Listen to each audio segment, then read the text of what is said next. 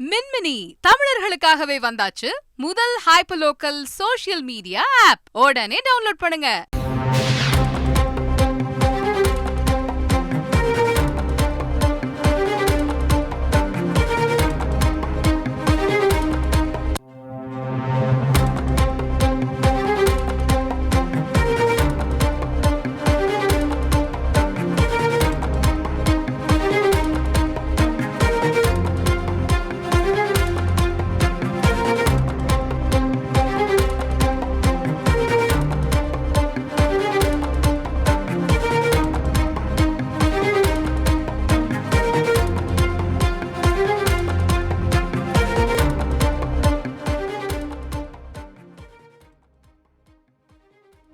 திமுக எம்பிக்கள் வரும் 8ஆம் தேதி அன்று கருப்பு சட்டை அணிந்து ஆர்ப்பாட்டம் நடத்த அழைப்பு விடுத்திருக்கப்பட்டிருக்கிறார்.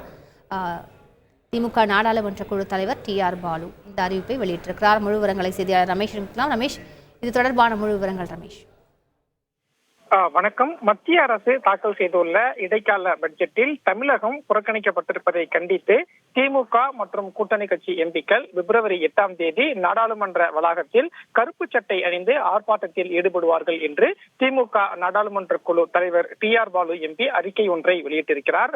அதாவது மத்திய நிதியமைச்சர் நிர்மலா சீதாராமன் பிப்ரவரி 1ஆம் தேதி அன்று மத்திய அரசின் இடைக்கால பட்ஜெட்டை தாக்கல் செய்திருந்தார்.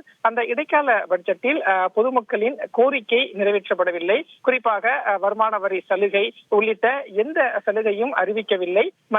தமிழக அரசு தமிழகம் புறக்கணிக்கப்பட்டிருக்கிறது என்று ஏற்கனவே முதலமைச்சர் திரு மு க ஸ்டாலின் கருத்து தெரிவித்திருந்தார். குறிப்பாக மத்திய இடைக்கால பட்ஜெட்டில் தமிழகம் புறக்கணிக்கப்பட்டிருப்பதை கண்டித்து திமுக எம்பிக்கள் நாடாளுமன்றத்தில் ஆர்ப்பாட்டம் நடத்துவார்கள் என்று முதலமைச்சர் அறிவித்திருந்தார். அந்த வகையில் தான் அந்த ஆர்ப்பாட்டத்திற்கான தேதி என்பதை திமுக நாடாளுமன்ற குழு தலைவர் TR பாலு தெரிவித்திருக்கிறார். பிப்ரவரி 8ஆம் தேதி அன்று நாடாளுமன்ற வளாகத்தில் உள்ள காந்தி சிலை முன்பு திமுக மற்றும் கூட்டணி கட்சி எம்பிக்கள் கருப்பு சட்டை அணிந்து ஆர்ப்பாட்டம் நடத்துவார்கள். குறிப்பாக இந்த இடைக்கால பட்ஜெட்டில் தமிழகத்திற்கான மழை வெள்ளம் நிவாரண நிதி மற்றும் வளர்ச்சி திட்டங்களுக்கான எந்த நிதியுமே ஒதுக்கவில்லை. தமிழகம் வஞ்சிக்கப்பட்டிருக்கிறது. எனவே இதை கண்டித்து திமுக எம்பிக்கள் மற்றும் கூட்டணி கட்சி எம்பிக்கள் ஆர்ப்பாட்டத்தில் ஈடுபடுவார்கள் என்று TR பாலு அந்த அறிக்கையில் தெரிவித்திருக்கிறார். முழு விவரங்களுக்கு நன்றி ரமேஷ்.